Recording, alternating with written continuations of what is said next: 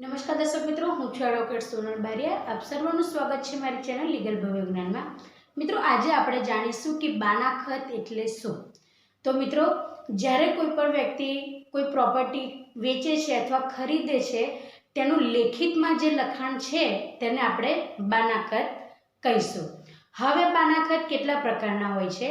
તો મિત્રો, બાનાખત બે પ્રકારના હોય છે।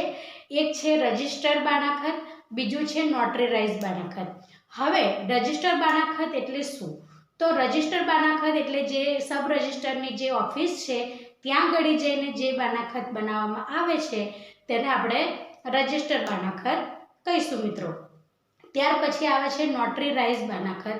તો કોઈ પણ એડવોકેટની ઓફિસમાં જઈને જે બાનાખત નોટરીરાઇઝ બનાવવામાં આવે છે, એટલે કે નોટરી કરીને જે બાનાખત લખવામાં આવે છે તેને કહેવાય છે નોટરીરાઇઝ બાનાખત।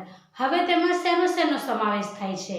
તો મિત્રો, વેચનાર અને ખરીદનાર વ્યક્તિઓના નામ, તે જમીનનું કુલ ક્ષેત્રફળ એટલે કે કેટલાક સ્ક્વેર ફીટમાં આવેલું છે તે ઉપરાંત તે કયા વિસ્તારમાં આવેલું છે તે ઉપરાંત જે વ્યક્તિ ખરીદનાર છે તે પ્રોપર્ટીનો જે પૈસા છે, જે રકમ છે તે કેવી રીતે આપવાનો છે, રોકડમાં આપવાનો છે કે પછી હપ્તાથી આપવાના છે, તેવી બધી જ જે અગત્યની બાબતો છે તેનો ઉલ્લેખ બાનાખતની અંદર થાય છે મિત્રો।